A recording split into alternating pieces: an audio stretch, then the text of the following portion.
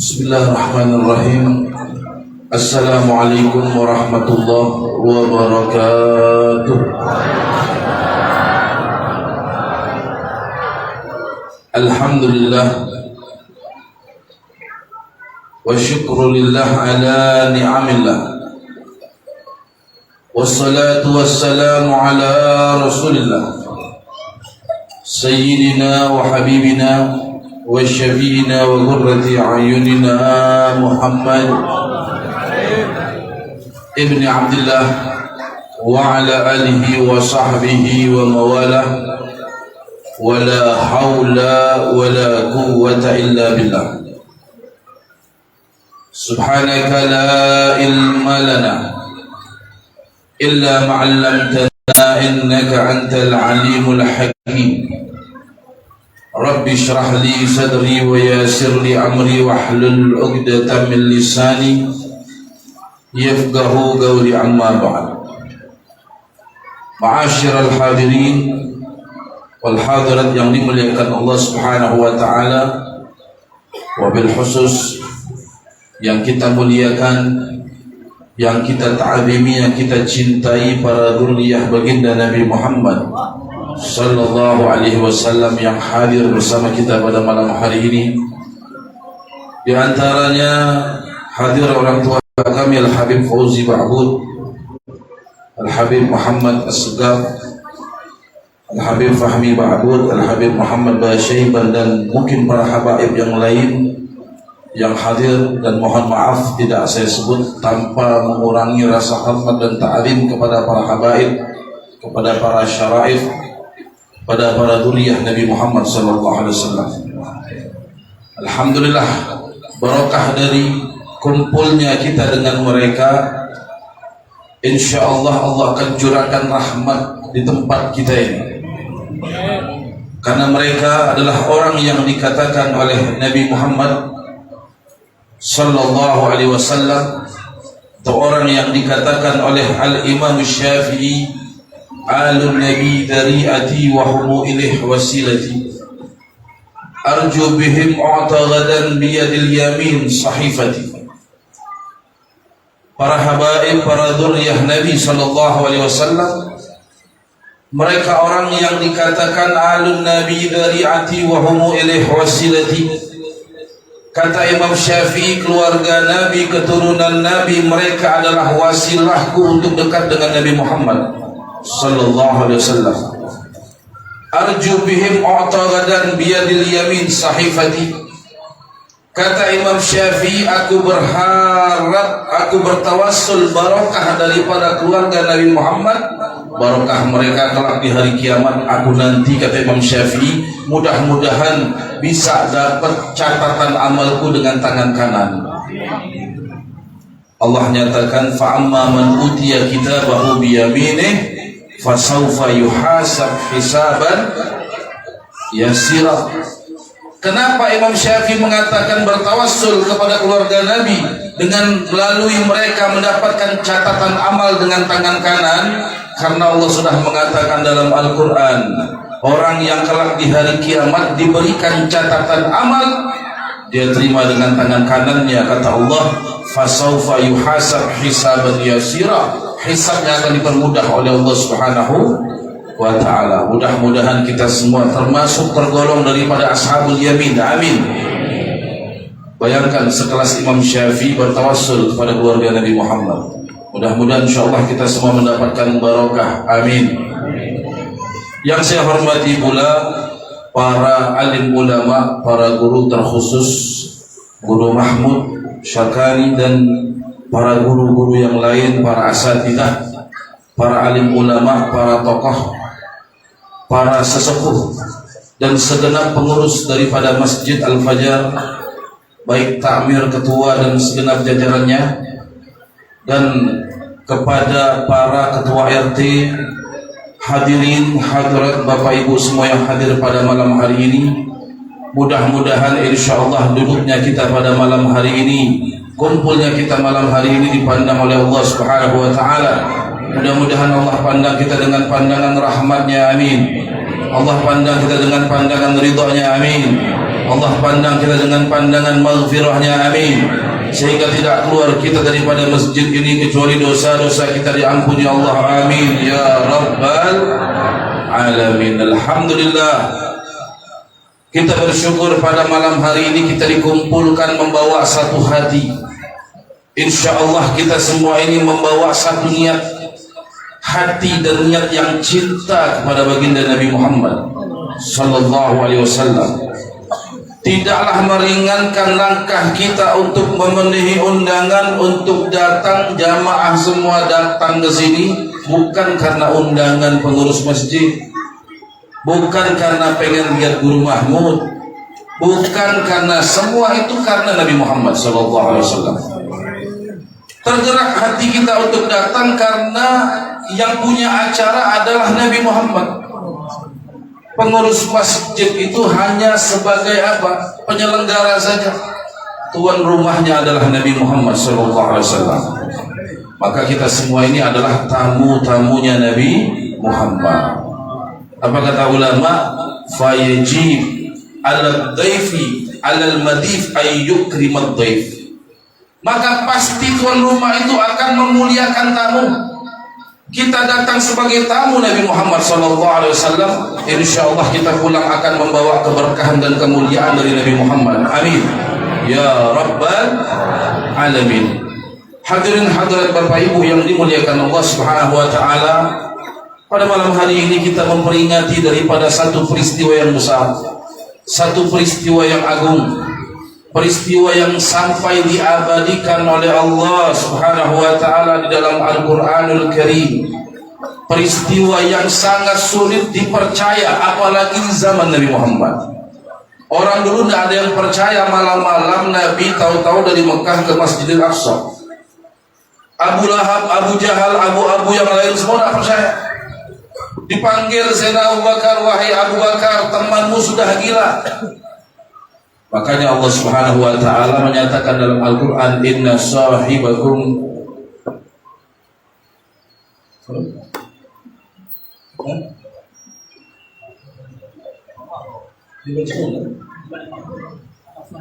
wa ma sahibukum bimajnun. Kata Allah Subhanahu wa taala, wahai Muhammad, bukanlah Nabi Muhammad itu bimajnun, orang gila. Karena Nabi SAW mendapatkan cacian, makian, hinaan, tuduhan, bahkan upaya-upaya pembunuhan daripada dakwah Nabi Muhammad.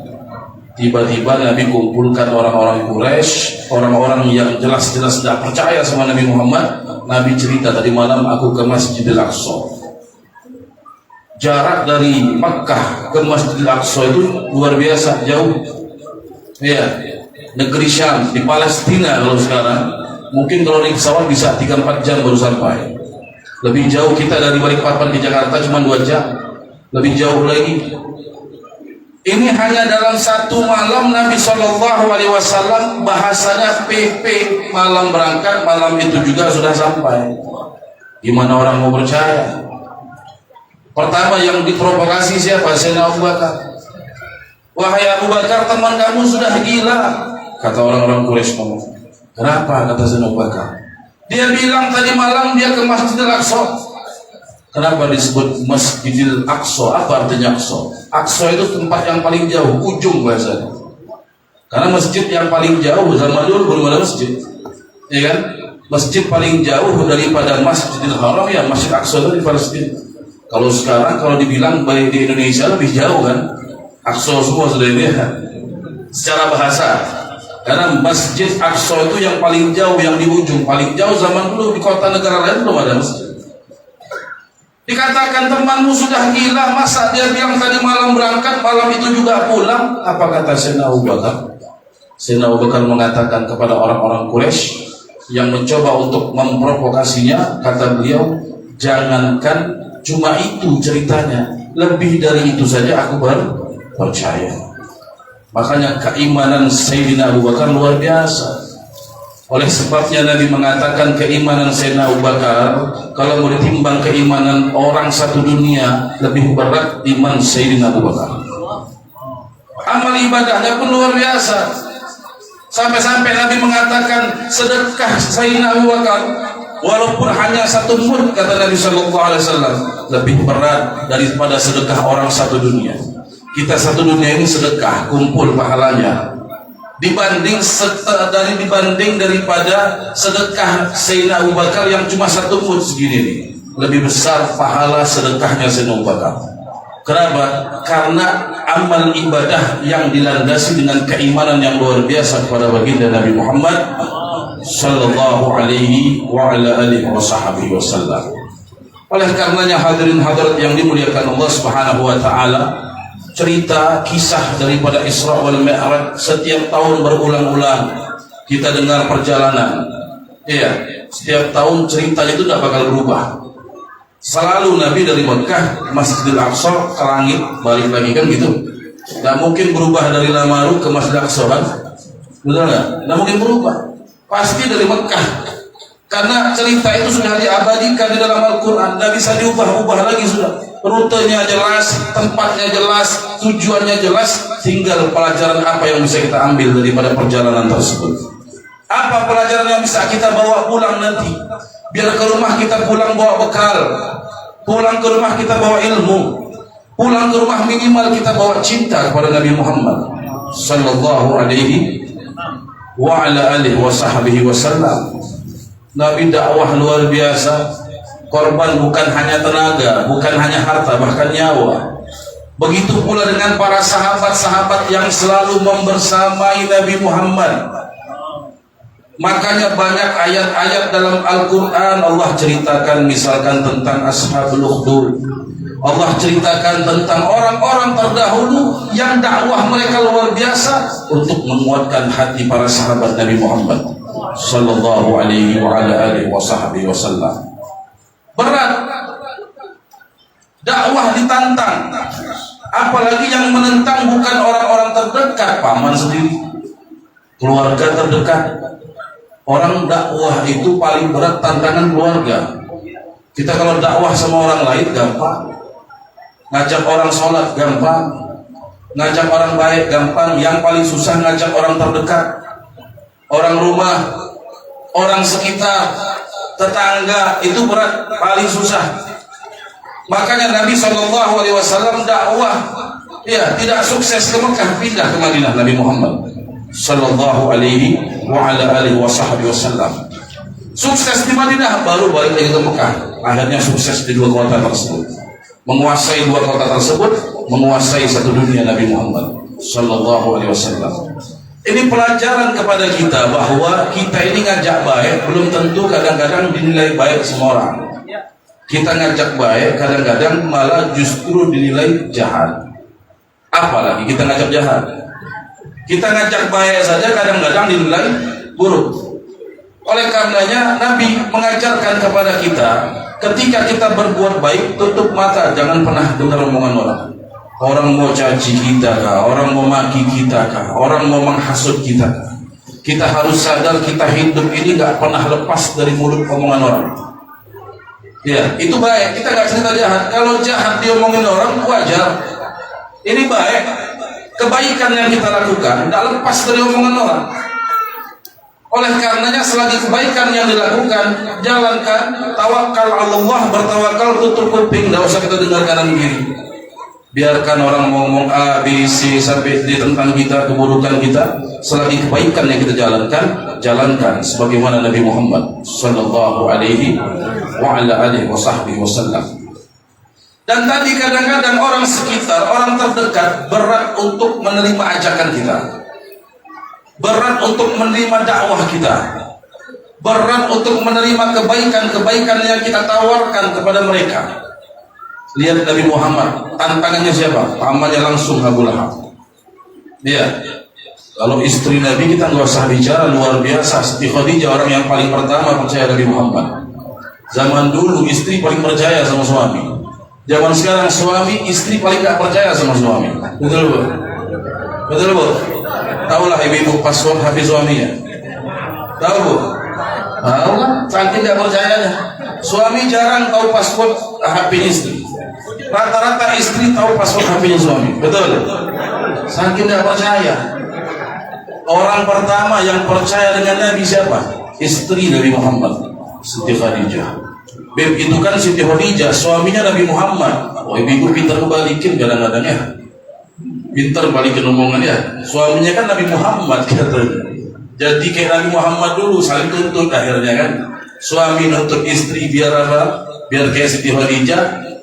Istri nuntut suami biar kayak Nabi Muhammad. Dah ketemu akhirnya, berimputan terus tiap hari ya.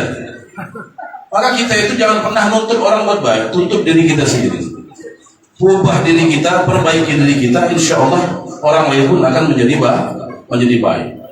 Nah, tantangan dakwah Nabi tadi, keluarga, tetangga, kita punya tetangga itu paling berat. Dimanapun tempat orang berdakwah, yang paling jarang ikut itu tetangga. Buatlah satu pengajian, satu majelis, yang paling jarang datang tetangga. Betul. Saya punya majelis taklim nih, Haji Amir sering datang. Orang Manggar ini. Saya punya tetangga yang beda 1-2 rumah udah datang.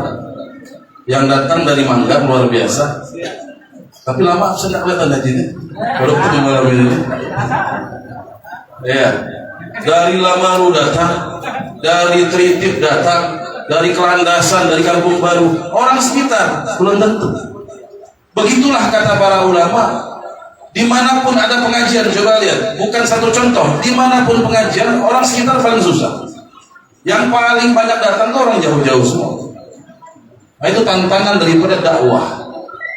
Tantangan daripada kita berdakwah untuk mendekatkan diri kepada Allah Subhanahu wa Ta'ala. Orang sekarang dakwah tidak ada apa-apanya dibanding Nabi Muhammad Sallallahu Alaihi Wasallam. Makanya Nabi sampai hijrah ke Madinah. Ya. Sebab apa? Kata ulama kita kadang-kadang di satu tempat tidak dihargai, kita akan lebih dihargai di tempat lain. Ya, makanya kita harus berada di tempat, jangan cuma orang itu bisa tahu butuh saja. Kalau orang cuma tahu butuh, orang tidak tahu menghargai kita. Tapi beradalah di tempat di mana orang bisa menghargai kita. Makanya Imam Syafi'i sampai mengatakan tagarrab anil autan, kata Imam Syafi'i. Sesekali itu kita perlu datang ke tempat-tempat lain. Di tempat lain orang itu kadang lebih dihargai daripada tempatnya sendiri. Diumpamakan oleh Imam Syafi'i seperti kayu gahru. Kayu gahru masih tengah hutan, kan tempatnya tengah hutan kayu gahru itu ya. Ditanam di pohon belum dipanen bahasanya. Apakah sesama kayu gahru saling menghargai? Tidak ada yang kenal kayu kan, sesama kayu. Bahkan tidak ada harganya kayu gahru jadi. Masih tengah hutan. Ketika sudah dipanen, sudah berupa gahru yang siap dibakar, mahal gak harganya? Mahal. Imam Syafi'i mengumpamakan emas. Katakanlah berlian. Berlian kalau belum ditemukan adalah harganya. Orang cari berlian di sungai ya, atau emas. Emas itu selagi belum ditemukan, tidak ada harganya. Ketika sudah ditemukan ada harganya dengan harga yang sangat mahal. Kenapa? Sama-sama batu dengan batu-batu yang lain, hanya saja batu mulia. Tidak memiliki harga kecuali pada tempatnya. Ketika ditemukan dengan orang yang tepat, berharga batu tadi. Emas berharga, berlian berharga, kayu gahru berharga, semuanya mahal. Nah, itu pelajaran yang pertama dari Nabi Muhammad. Makanya Nabi SAW hijrah ke kota Madinah. Sampai di Madinah Nabi SAW memiliki kekuatan yang luar biasa. Oleh karenanya kalau kita melihat sejarah sebelum Nabi hijrah, Nabi SAW belum punya kekuatan di kota Mekah. Kalau kita lihat baca sejarah di kota Mekah tidak ada salat Jumatan ya, betul. Salat Jumatan pertama kali itu dilakukan atau diadakan di kota Madinah. Padahal perintah salat Jumat dengan perintah salat 5 waktu turunnya bersamaan di malam Isra wal Mi'raj. Kita tahu cerita Isra Mi'raj, malam-malam Nabi diberikan perintah salat 5 waktu dan perintah salat Jumat. Tapi selama di Mekah Nabi tidak pernah Jumatan. Kenapa? Tidak memungkinkan tempatnya, tidak memungkinkan orang-orangnya. Iya, karena di zaman dulu kita sering mendengar cerita Nabi lagi sholat digantung kotoran sama Abu Jahal, diganggu. Pernah Nabi lagi sholat dicekek sama Abu Jahal, dipisahin oleh pamannya Nabi Muhammad, diganggu. Dan Islam belum punya kekuatan, masih sedikit orang-orang yang menjadi Muslim, menjadi pengikut Nabi Muhammad SAW. Sampai Nabi hijrah ke kota Madinah, banyak orang yang memeluk agama Islam. Islam punya power, punya kekuatan, makanya dibangunlah masjid, diadakan sholat Jumat, diadakan sholat berjamaah. Itu misi dakwah Nabi Muhammad SAW. Bermula kapan? Di kota Madinah. Di Mekah tidak, sholat di rumah masing-masing, Jumatan tidak ada. Makanya kita sering dengar zikir pun pelan-pelan. Ya, kenapa zikir pelan-pelan? Karena di Madinah kalau zikir kencang-kencang diganggu sama Abu Jahal. Diganggu sama Abu Jahal. Orang sekarang zikir mau kencang-kencang adalah yang ganggu. Kita habis sholat zikir kencang-kencang misalnya ya, subhanallah, alhamdulillah, adalah yang ganggu orang zikir imam kencang-kencang di masjid. Tidak ada kan? Kalau ada Abu Jahal berarti ganggu. Betul nggak? Yang ganggu mungkin tidak ada yang protes banyak biasanya ya. Tidak semua orang zikir keras-keras. Dalilnya tadi Nabi tidak pernah zikir keras-keras katanya. Itu di Mekah. Di Mekah Nabi memang zikir tidak keras-keras. Kenapa? Karena tadi diganggu Abu Jahal. Jangankan zikir, sholat aja diam-diam, sholat aja sembunyi-sembunyi Nabi sama para sahabat, berjamaah tidak ada. Tapi ketika di Madinah, siapa yang berani ganggu? Tidak ada. Keras Nabi Muhammad sallallahu alaihi wa ala alihi wa sahbihi wasallam. Makanya dakwah Nabi sallallahu alaihi wasallam bertahap dari Mekah sampai ke kota Madinah. Ketika sudah memiliki kekuatan, barulah Nabi sallallahu alaihi wasallam menyebarkan secara terang-terangan sholat berjamaah, dibangun fasilitas buat ibadah masjid berkumpul. Kita tahu orang-orang munafik yang diketuai namanya oleh dulu di zaman Nabi namanya Abdullah bin Ubay bin Salul namanya. Ra'isul munafikin, ketua daripada orang-orang munafik. Di Mekah tidak ada orang munafik. Di Mekah itu yang ada orang kafir, orang musyrik banyak. Munafik di kota Mekah tidak ada. Kenapa? Karena tadi orang selama Nabi tinggal di Mekah, mereka terang-terangan musuhi Nabi Muhammad. Orang munafik itu kan musuh dalam selimut bahasa. Mereka musuhi Nabi tapi tidak berani terang-terangan, pura-pura. Ya. Sedangkan di Mekah mereka terang-terangan musuhi Nabi, tidak perlu pura-pura. Ketika di kota Madinah Nabi punya kekuatan, takut mereka. Ya apa musuhin Nabi? Kalau terang-terangan selesai. Akhirnya muncullah daripada orang-orang munafik di zaman Nabi Muhammad sallallahu alaihi wa ala alihi wa sahbihi wasallam. Makanya misi dakwah Nabi pertama Nabi sampai di Madinah, Nabi bangunlah itu masjid. Dibangun masjid oleh Nabi Muhammad sallallahu alaihi wasallam, diajaklah para sahabat untuk sholat berjamaah. Nah, ini pelajaran penting. Karena intisari daripada Isra wal Mi'raj, Nabi mendapatkan hadiah dari Allah mengerjakan yang namanya sholat 5 waktu. Kita ini setiap malam keliling ada acara Isra Mi'raj, datang di sana, datang sholat gak ada, percuma aja. Betul. Yang penting sholat baru acara. Ini acara keliling kemana-mana, majelis taklim keliling kemana-mana, dah sholat, percuma. Inti utama daripada kita mengadakan acara seperti ini, kita hadir pengajian-pengajian di mana tempat, biar iman kita ini semakin bertambah, biar ibadah kita terdorong untuk melaksanakan utamanya sholat. Karena standar keimanan seseorang itu sholatnya. Orang kalau sholat berarti dia beriman. Kalau tidak sholat hilang daripada imannya. Makanya Nabi mengatakan farqun bainana wa bainal kafir tarkus sholat. Bedanya kita sama orang agama lain, kata Nabi Muhammad, apa itu? Satu saja, bedanya mereka tidak sholat. Keseharian kita sama agama lain sama. Apa bedanya? Sedekah, mereka juga sedekah. Bahkan sedekah mereka kalah-kalah kita bisa. Ibadah sosial luar biasa. Yang membedakan kita dengan mereka, sholat kita hari-hari sholat 5 waktu kita dipanggil untuk menghadap kepada Allah Subhanahu wa Ta'ala, untuk menyambung tali kita dengan Allah Subhanahu wa Ta'ala. Itu utama. Oleh karenanya Nabi sampai di kota Madinah, Nabi bangunlah masjid. Nabi ajak para sahabat untuk melaksanakan daripada sholat berjamaah. Terlebih, ini kelebihan orang kalau sering ke masjid, hidupnya berbaur biasanya. Hidupnya bersosialisasi sama orang lain, saling kenal satu dengan yang lain. Kadang-kadang orang sudah jarang keluar rumah, jarang ke masjid, nggak kenal siapa-siapa. Apalagi di perumahan-perumahan Balikpapan kan banyak perumahan, betul. Kadang-kadang satu perumahan 3-4 masjid berebut bangun masjid, jamaahnya nggak ada. Kayak apa coba? Iya. Di perumahan tuh kadang 3 masjid, 2 masjid, ya berebut bangun masjid, tapi tidak ada jamaahnya, bingung. Ya, akhirnya diambil bubuhannya baru bingung akhirnya. Jujurlah. Itu berebut bangun masjid, tapi tidak ada jamaahnya.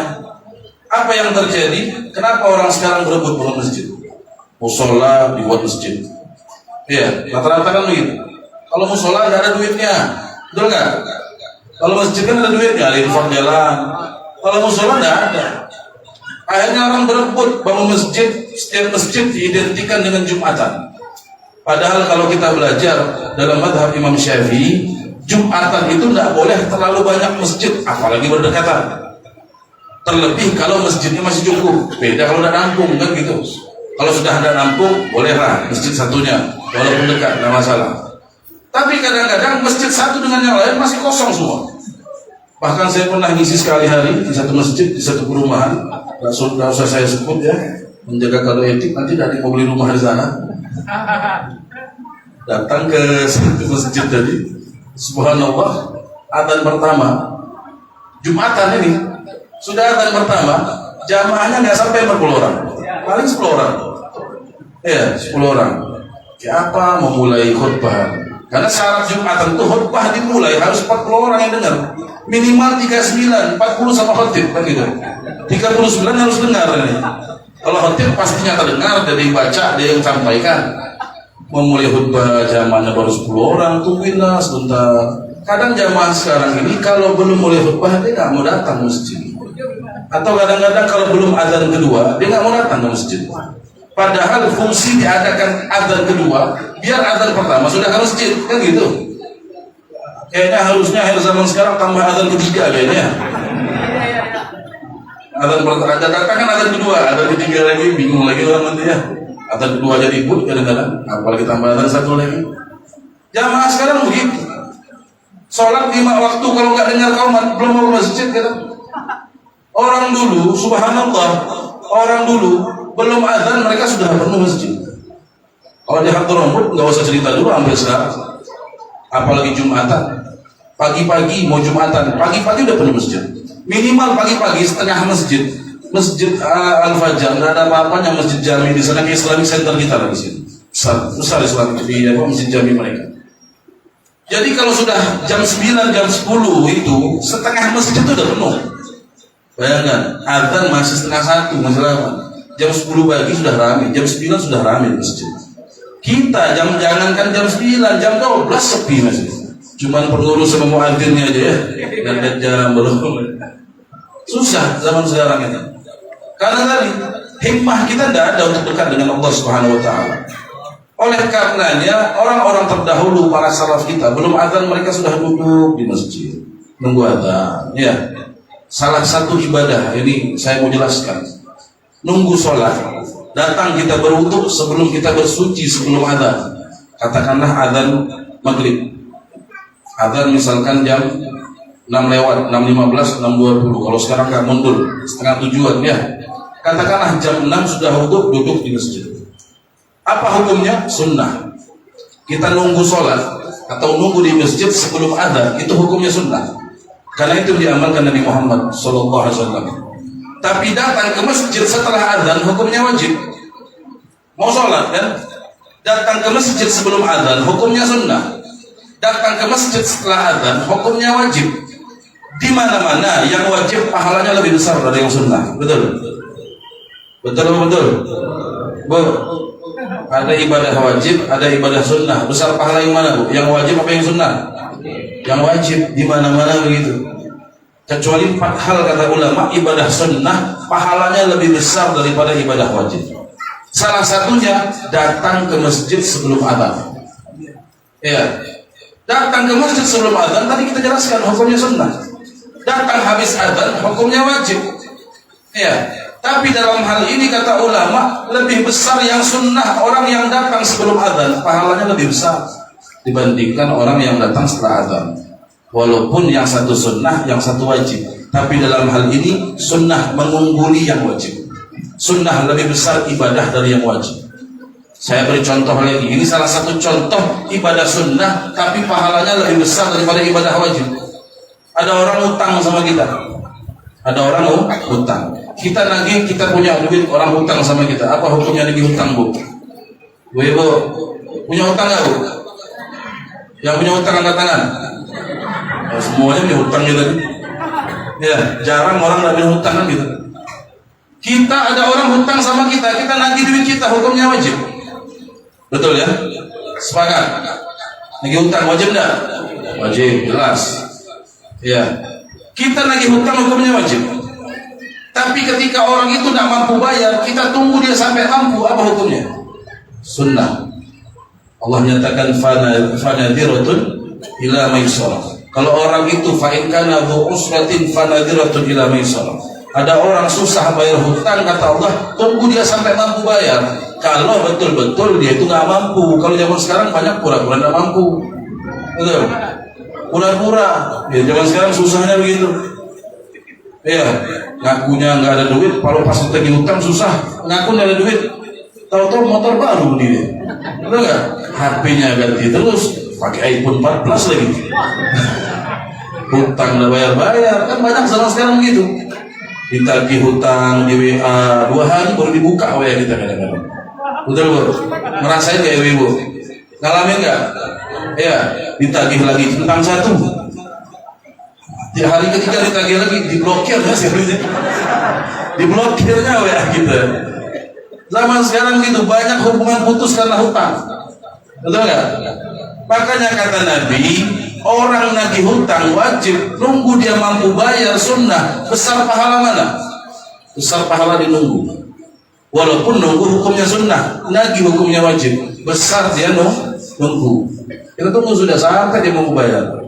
Tapi kalau zaman sekarang nggak usah nunggu, sudah nggak usah diharapkan, ikhlaskan sudah. Susah mau lagi hutang zaman sekarang. Apalagi kecil misalkan tidak seberapa. Akhir zaman seperti itu. Iya. Nah itu salah satu ibadah sunnah, pahalanya melebihi daripada ibadah wajib. Datang ke masjid sebelum adzan. Kalau kita tadi saya katakan, kalau tidak adzan belum mau ke masjid. Kalau tidak qomat belum mau wudu kadang-kadang. Para salafun salihun, mereka luar biasa ibadah kepada Allah. Al-Imam Al-Habib Abdullah bin Alawi Al-Haddad. Ya. Pengarang daripada Ratibul Haddad, sering dibaca ratibnya di mana-mana, karyanya luar biasa. Kitab-kitab kajian tasawuf beliau itu luar biasa, Imam Haddad. Beliau itu dari umur 8 tahun, setiap pagi sholatnya minimal 200 rakaat. 8 tahun umurnya. Sekarang orang umur 8 tahun atau anak umur 8 tahun adalah yang sholatnya sampai 200 rakaat. Tidak usah anaknya, bapaknya jangan sholat kan? Betul? Tidak usah anaknya, bapaknya tidak sholat. 8 tahun setiap pagi, karena di Hadramaut itu masjid tidak kayak kita begini ya. Masjid itu ada pintu langsung masuk masjid, tidak pakai pelataran mereka. Pelataran itu di dalam. Jadi kalau pintu langsung pintu ke jalan gitu. Jadi kadang-kadang kalau pagi bukan jam sholat dikunci, ditutup. Nanti dekat-dekat jam sholat, misalkan zuhur jam 10, jam 11 belum buka. Imam Haddad kalau dia ke masjid, dilihat masjidnya tutup, manjat naik pagar, loncat, buat masuk ke dalam berani manjat. Bayangkan, buat sholat ini, coba tes al-fajar tutup jam sholat, insya Allah bubar jamaah. Betul? Tidak ada yang mau manjat kita. Anggaplah pagar pendek aja, tutup pagar ya jam sholat. Jamaah lihat tutup pagar, balik jamaah. Tidak mungkin dia mau manjat. Ini Imam Haddad umur 8 tahun, mesti tutup dia manjat, dibela-belain saking mau sholat di masjid tersebut. Pagi-pagi umur 8 tahun 200 rakaat dia sholat. Zaman sekarang umur 18 tahun masih belum ngerti wudu. Umur 28 tahun belum ngerti sholat. Berapa banyak zaman sekarang anak-anak muda, khususnya anak muda. Makanya Allah Subhanahu wa taala membanggakan ayyuhasyab at-tarik syahwatahu min ajli. Kata Allah, wahai para pemuda yang rela meninggalkan syahwatnya karenaku, kata Allah, antum indi ka ba'di malaikati.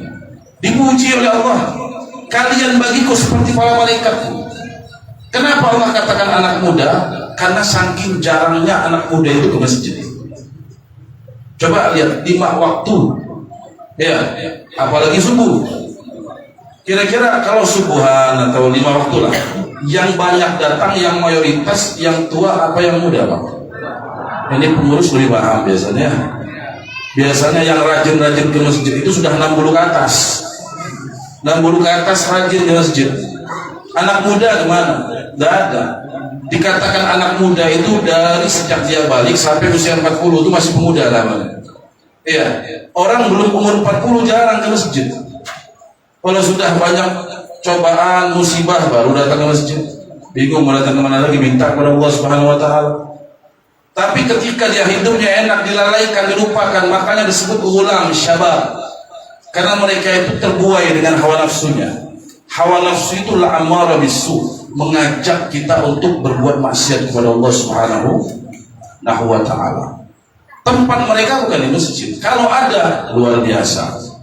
Makanya kata Allah, kalau ada anak muda rajin ke masjid, ya, luar biasa, 5 waktunya di masjid, hari-harinya di masjid, kerjanya di masjid, hatinya terpaut dengan masjid, dipuji oleh Allah Subhanahu wa Ta'ala. Tidak ada, jarang kita temukan. Ada tapi tidak banyak. Karena di masjid itu, coba Bapak Ibu perhatikan, yang biasa sering di masjid itu tanggung semua. Kenapa saya katakan tanggung? Kalau enggak tua sekalian, kalau enggak kecil sekalian. Betul enggak? Yang di tengah-tengah ini kan tidak ada. 50 ke atas, 60 ke atas, atau 5 tahun, 6 tahun. Betul enggak? Yang umur 20, 30 ada tapi jarang. Kalaupun sholat tidak rutin, bolong-bolong, banyak hilangnya daripada sholatnya. Sekalinya hilang sendal, marah-marah. Ya, alhamdulillah masih hilang sendal di masjid, pernah ke masjid berarti. Yang bahaya tidak pernah kelihatan sendalnya di masjid, saking tidak pernah ke masjid, ya. Sendalnya pun tidak kelihatan di masjid. Kalau masih kehilangan sendal di masjid, alhamdulillah. Saya pernah ceramah begini, bahas sendal, pas pulang sendal saya hilang sekali. Mudah-mudahan tidak hilang dari ambil panitia. Jadi itu, ya, dakwahnya mereka, ibadahnya mereka paling utama itu sholat, karena Nabi sudah mengatakan awwalu ma yuhasab bihil abdu as-sholat. Pertama yang dihisab oleh Allah itu sholat kita dulu. Kalau sholat baik, semuanya baik. Kalau sholat tidak baik, semuanya tidak baik. Kenapa? Karena inna sholata tanha anil fahsya'i wal munkar. Karena orang kalau sholatnya benar, baik, dia gak bakal maksiat kepada Allah Subhanahu wa Ta'ala. Hari ini kita lihat orang rajin sholat, rajin juga maksiat. Betul. Sholatnya rajin kita lihat, tapi maksiatnya nggak kalah rajin. Kok bisa? Padahal janji Allah, orang kalau sholat nggak bakal maksiat. Berarti ada yang salah dengan sholatnya. Kita sholat ini ibadah. Yang namanya ibadah itu perlu yang namanya ilmu. Harus ada ilmunya. Kita sholat bukan tidak sesederhana yang kita kerjakan. Mulai takbir, akhir salat. Tidak seperti itu saja. Kita sholat itu ada yang namanya rukun sholat, ada yang namanya syarat sah sholat, ada yang namanya syarat wajib sholat. Itu semua harus kita tahu. Ada hal-hal yang membatalkan sholat, harus kita pahami, harus kita dalami. Apalagi sholat itu ibadah keseharian kita. Belum lagi dengan wudunya, fardu-fardunya wudu apa saja, hal-hal yang membatalkan wudu apa saja. Minimal itu, karena itu yang hari-hari kita nggak lepas dari wudu sholat. Itu yang ibadah harian kita. Wudu sholat, wudu sholat, wudu sholat 5 kali sehari minimal. Makanya kita hadir majelis taklim, belajar, misalkan ada pengajian datang, khususnya belajar tentang sholat. Ya, kenapa? Karena itulah modal kita agar ibadah kita, sholat kita diterima oleh Allah. Cara atau ciri-ciri sholat yang diterima oleh Allah, tandanya kalau syarat rukunnya pas, kan gitu. Banyak zaman sekarang orang sholat ditanya rukun sholat berapa? Tidak tahu. Syarat sholat apa saja? Tidak paham. Yang membatalkan sholat apa? Tidak tahu. Banyak orang begitu. Padahal itu kewajiban kita. Apa kata Nabi? Utlubul ilma walau bisin. Ya, talabul ilmi faridatun ala kulli muslim. Belajar itu wajib. Belajar apa yang wajib? Kata ulama, belajar yang dapat mengesahkan ibadah kita. Itu hukumnya wajib. Kita belajar tentang rukun sholat, belajar tentang syarat sholat, belajar tentang sunnah-sunnah sholat, wajib hukumnya. Karena itu ibadah wajib, maka hukum belajarnya juga wajib.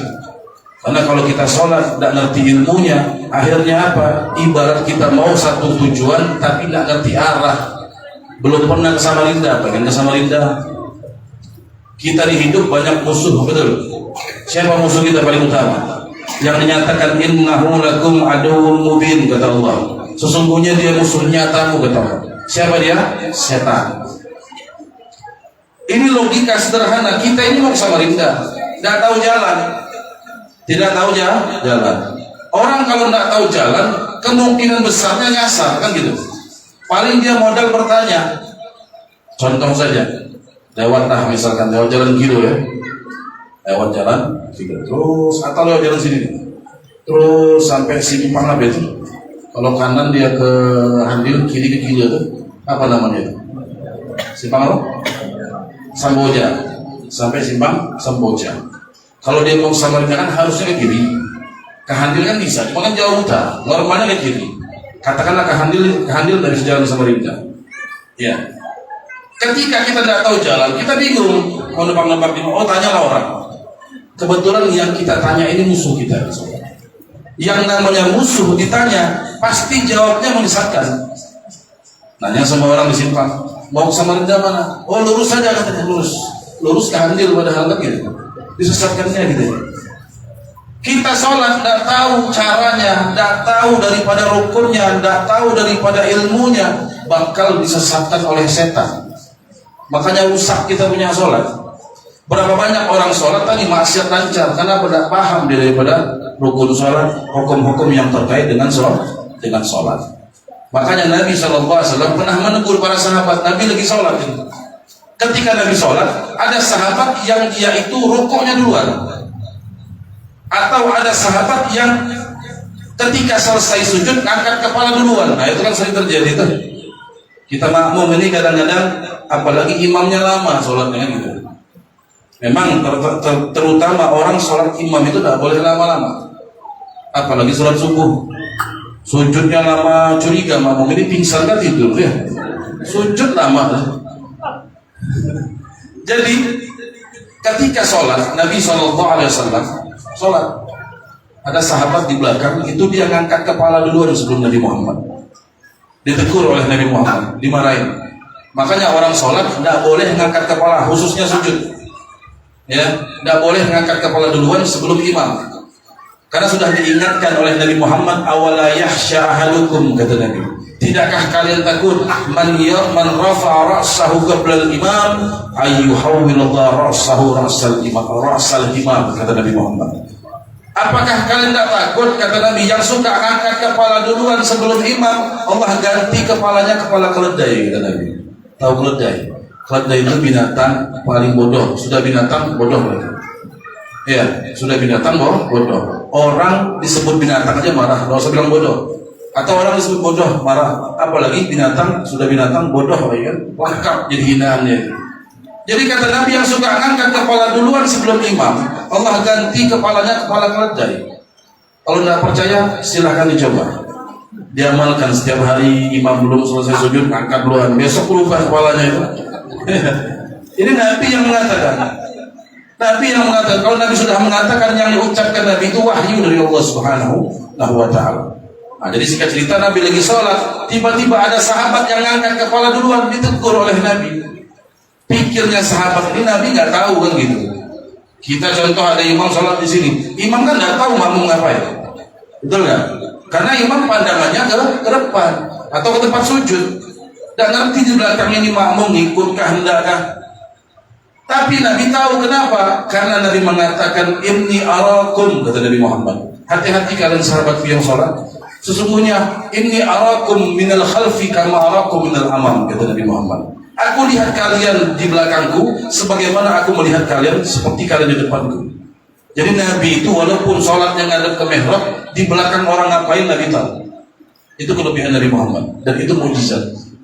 Kita kan mata kita ke depan, kita nggak tahu di belakang kita ada apa. Orang ngapain, nggak tahu. Makanya kata ulama, dari mukjizat Nabi Muhammad, walaupun pandangan Nabi ke depan, di belakang Nabi lihat juga. Ya, itu mukjizat. Bahkan sebagian ulama mengatakan di bawah di bawah kepala Nabi di dekat leher itu ada mata kecil. Sebagian ulama mengatakan begitu. Nah, itu salah satu mukjizat Nabi Muhammad. Sehingga di belakang orang ngapain tahu. Makanya akhirnya gara-gara ada yang duluin Nabi sholat, ditegur oleh Nabi Muhammad Sallallahu Alaihi Wasallam. Nah, tadi kita sering biasanya kita ini kadang-kadang pas sujud imam, apalagi imam lama sujudnya, makmum tuh ngangkat duluan kadang-kadang, tak kuat sudah. Entah tidak kuat, entah tidak tahu, antara dua itu saja. Ngangkat kepala, ngintip, oh imam masih sujud, balik lagi biasanya dia. Hati-hati, balik lagi batal sholatnya. Kalau orang tidak paham kan balik lagi gimana? Betul nggak? Balik lagi, dia ngintip aja, oh masih sujud, balik lagi. Karena kalau balik lagi nambah sujud namanya, nambah rukun dalam sholat, hukumnya batal. Kalau orang tahu ilmunya kan tidak bakal balik dia, walaupun tidak sengaja. Kalaupun kita tidak sengaja, kita ngangkat, kirain kita imam sudah selesai sujud. Pas melihat, oh belum sujud, belum selesai sujud, jangan balik, ya sudah, tunggu aja duduk sekalian, atau tunggu di berdiri sekalian. Jangan balik. Kalau kita balik lagi, sholat kita batal. Nah, itulah penting kita belajar hukum-hukum terkait dengan sholat. Biar sholat kita ini sah. Ya, biar sholat kita sah. Dan Nabi mengingatkan kita sholat tadi jangan terlalu panjang, apalagi imam, khususnya di waktu-waktu tertentu misalkan ya. Nabi pernah menegur daripada seorang sahabat yang bernama Mu'ad. Apa kata Nabi? Aturid an takuna fattanan ya Mu'ad. Jadi sahabat Mu'ad ini pernah lagi sholat kepanjangan, makmum di belakang ngeluh semua. Dilaporkan sama Nabi Muhammad, ditegur sama Nabi Muhammad. Kata Nabi, wahai Mu'ad, kamu kalau sholat jadi imam jangan terlalu panjang. Baca wadduha, baca wasyamsi wadduhaha, kata Nabi. Iya, ditegur sama Nabi Muhammad. Kita ini kan kadang-kadang ada sebagian imam tuh panjang, apalagi sujudnya panjang, kadang-kadangnya. Orang sujud mau lama-lama silahkan, asalkan pas dia bukan jadi imam. Kalau jadi imam ya jangan lama-lama sujud. Bingung makmum tuh pasti panik kalau imam sudah lama sujud tadi, antara tidur sama pingsan. Apalagi sholat subuh. Kalau sholat sendirian mau sujud 1 jam silahkan, mau sampai hitam semua dahinya silahkan. Tapi orang sujud puluhan tahun pun tidak bakal hitam dahi ya, kecuali dihitamin boleh hitam dahi. Ya. Nah, jadi Nabi SAW begitu kalau sujud lama, kalau sholat sendiri. Tapi kalau jadi imam ya jangan. Kalau kita makmum ya ikut imam saja. Imam angkat kepala, imam salam. Wajib kita itu ikut imam selagi imam itu bukan melakukan satu kesalahan. Selagi itu bukan kesalahan, wajib kita ikut kepada imam. Terakhir, bahkan dalam sholat itu ada beberapa sunnah, yang mana sunnah itu bagi imam sunnah, tapi bagi kita wajib makmum, bukan sunnah lagi. Ya, apa contohnya? Contohnya kata ulama sujud sahwi. Ya, kadang-kadang misalkan imam melakukan sebab-sebab sujud sahwi, akhirnya imam sujud. Sujudlah imam ini sebelum salam dia sujud sahwi. Sebagian makmum orang awam ada yang tidak paham sujud sahwi ini apa. Kalau orang nggak duduk di pengajian, nggak pernah belajar, nggak ngerti sujud sahwi. Akhirnya makmum yang di belakang dia nggak tahu. Ketika imam sujud, dia tidak ikut sujud. Apa hukumnya kalau makmum tidak ikut sujud? Kata ulama, kalau makmum tidak ikut sujud, maka sholatnya batal. Iya. Nah, tadi kan banyak orang tidak paham kadang-kadang. Atau contoh lagi seperti tasyahud. Iya. Ini saya mau bahas seputar sholat apa? Sering terjadi kesalahan-kesalahan di masjid-masjid. Di masjid-masjid kita kadang-kadang sering terjadi kesalahan-kesalahan dalam sholat. Itulah yang mengakibatkan sholat kita akhirnya diterima oleh Allah Subhanahu wa Ta'ala. Orang tasyahud kadang-kadang namanya imam juga manusia kadang-kadang lupa ya. Jadi imam ini pas sholat lupa tasyahud awal. Yang harusnya dia duduk tasyahud awal di rakaat kedua, langsung habis sujud takbir Allahu Akbar berdiri dia. Sering kan? Sering. Di mana-mana itu sering. Ketika imam lupa berdiri, meninggalkan daripada tasyahud awal, biasanya makmum itu pecah dua. Kenapa pecah dua? Ada yang ikut, ada yang tidak biasanya. Ini imam sudah berdiri, dia nggak tasyahud awal. Ada makmum yang tidak mau ikut imam, dia tetap duduk sambil teriak subhanallah, subhanallah di belakang. Ada makmum yang masih dia taat sama imam, ikut imam, patuh sama imam. Dia lihatnya imam tidak tasyahud, dia berdiri juga. Betul nggak? Pecah dua biasanya itu. Iya.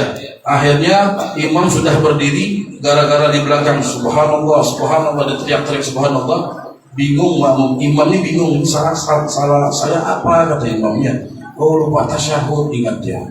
Gara-gara di belakang mengingatkan subhanallah. Akhirnya karena dia ingat dia belum tasyahud, duduk lagi si imam tadi. Makmum-makmum yang sudah patuh ikut berdiri dan yang duduk juga. Apa yang terjadi? Batal satu masjid. Loh, kok bisa batal satu masjid?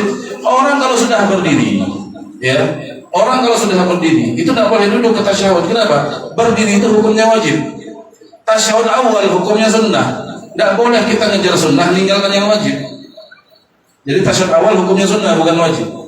Tidak boleh orang ngejar sunnah sampai dia meninggalkan yang wajib. Jadi makmum-makmum yang ikut juga batal. Nah, itu banyak kejadian di masjid. Ya. Makmum kadang-kadang tadi orang atau imam itu meninggalkan tasyahud awal, makmum juga harus paham-paham. Lihat-lihat situasi dan kondisi. Jangan dikit-dikit subhanallah, subhanallah ya. Kenapa? Karena imam kalau sudah berdiri sempurna, berdiri tegak ini ya, dia tinggalkan tasyahud. Nggak boleh lagi makmum subhanallah. Kalau imam kita melihat gelagatnya imam ini kayaknya dia bakal tinggalkan tasyahud, sudah mau berdiri, masih boleh dia balik. Tapi kalau sudah berdiri sempurna, tidak boleh balik, sehingga makmum jangan teriak-teriak subhanallah. Jelas kira-kira? Banyak nggak terjadi yang seperti ini di masjid? Banyak. Kenapa? Imam tidak paham, apalagi makmumnya. Maaf kata, kadang-kadang di masjid-masjid ketika cari imam, seleksi imam itu cuma bagus bacaan saja. Betul nggak? Belum pernah ada, saya lihat, saya sering lihat postingan misalkan ya, dicari imam bagus bacaan, hafal sekian. Belum pernah saya lihat seleksi imam itu yang fikihnya tentang sholat bagus, tidak ada. Harusnya kalau cari imam bukan hanya sekedar bacaan yang bagus, dia harus ngerti hukum-hukum tentang sholat. Kata ulama, orang jadi imam itu syaratnya dia harus faqih, ngerti hukum fikih minimal tentang sholat. Dia nggak harus tahu tentang zakat, dia nggak harus tahu tentang haji, minimal dia mendalami fikih tentang sholat, baru bacaan bagus. Oh, itu sempurna kriterianya. Bacaannya bagus, fikihnya bagus, baru jadi imam. Di mana-mana sekarang cari imam cuma bacaan bagus, selesai diterima. Kadang-kadang orang zaman sekarang belajar mondok tahfiz, kadang nggak belajar tentang ilmu fikih. Iya, akhirnya itu yang terjadi. Jarang ada seleksi itu. Makanya seleksinya harusnya kalau kita belajar dalam ilmu fikih, ada orang ahli fikih bacaan nggak bagus, ada orang bacaan bagus tapi tidak ahli fikih. Mana yang paling utama jadi imam? Dua orang ya, saya jelaskan lagi. Satu dia ahli fikih, tapi bacaannya biasa saja, suaranya pas-pasan lah, tidak banyak hafal Quran. Yang satu lagi, orang satu lagi bacaannya bagus, hafal Quran, tapi dia nggak terlalu ngerti ilmu fikih. Dari dua orang ini, mana yang lebih utama jadi imam? Mana? Ahli fikih. Sepakat kalau kita belajar fikih, ulama atau orang yang ahli fikih lebih utama dari yang bagus bacaan. Tapi kalau dua-duanya sudah fikihnya bagus, bacaan kayak Guru Mahmud luar biasa, ya lengkap jadi imam begitu. Alhamdulillah. Nikmat bagi kita semua. Maka mudah-mudahan pada malam hari ini kita yang berkumpul, mudah-mudahan barokah dari Nabi Muhammad sallallahu alaihi wasallam.